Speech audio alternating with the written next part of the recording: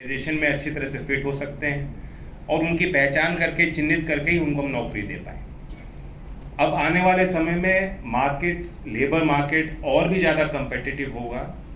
Technologies disrupt कर रही हैं और इसलिए ये नौजवानों को देश की समझना पड़ेगा कि वो अपने आप को बेहतर कैसे बना सकते हैं, कैसे उपयुक्त बना सकते हैं। ज़रूरी नहीं है कि आप 10th आपने पास किए कि उसके बाद फॉर्मल एजुकेशन के आपके पास तरीके नहीं, रास्ते नहीं है। 12th के बाद आप सोच रहे हैं कि मैं हायर एजुकेशन नहीं करना चाहती या कर पाऊँगा तो मुझे नौकरी नहीं मिलेगी। शॉर्ट टर्म कोर्सेज भी अवेलेबल उनके लिए ऐसे हों कि उनको रोज़गार मिल सके, उनकी एम्प्लॉयबिलिटी बढ़ सके।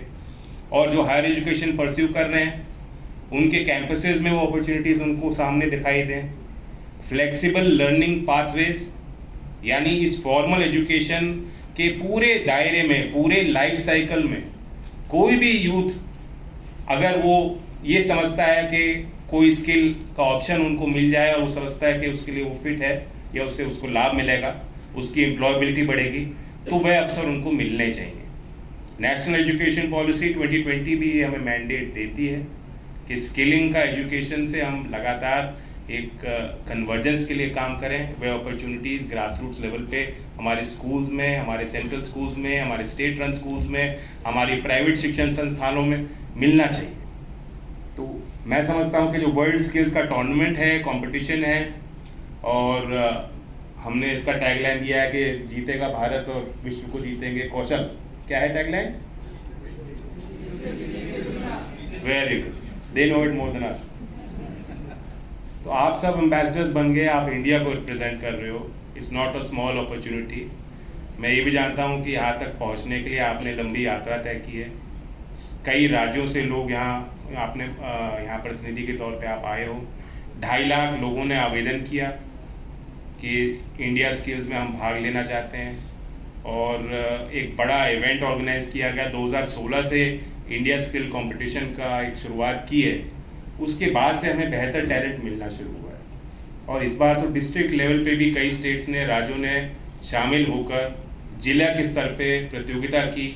उन प्रतियोगिताओं को जीतने वाले, रीजनल लेवल प्रतियोगिताओं को जीतने वाले और फिर इंडिया स्किल्स में जीतने वाले लोग अब विदेश जा रहे हैं। तो ये बहुत खास अवसर है और विजेंद्र जी ने कहा हम इसलिए चाहते थे कि एज एम्बेसडर्स जो हमारे सहयोगी हैं वो आए इस मौके पे और इनका बड़ा एक्सपीरियंस है।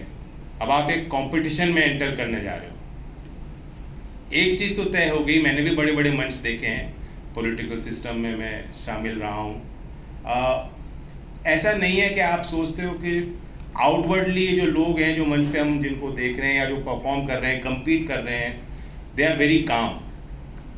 Outwardly they may be calm, but अंदर ही अंदर उनके बहुत हलचल चलती रहती है।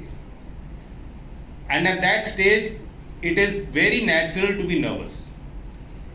तो विजेंद्र जी ने वो बात की, पता नहीं आपने पकड़ी कि नहीं पकड़ी, कि वो तनाव से कैसे डील करते हैं। वो सोचते हैं कि मैं बिल्कुल जैसे मेरा दिनचर्या है, मैं उसी हिसाब से मैं जा रहा हूँ, कोई बड़ी बात नहीं है। अपने आप को कहते होंगे, प्रिपेयर करते होंगे।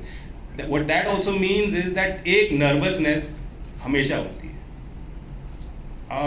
तो इसे nothing to feel upset about. If you feel nervous, take a deep breath, you have to build your own ways of dealing with it. मैं भी आपके साथ जा रहा हूँ, हमारा डेलीगेशन वहाँ मौजूद होगा, हमारे स्टाफ, हमारा पूरा टीम वहाँ पे उपस्थित रहेगी to try and get the best result. But undoubtedly आप सब यहाँ तक पहुँचे हो, देश की नज़र में आप ऑलरेडी जीत चुके हो। आपकी एक बुकलेट में देख रहा था, प्रोफाइल देख रहा था,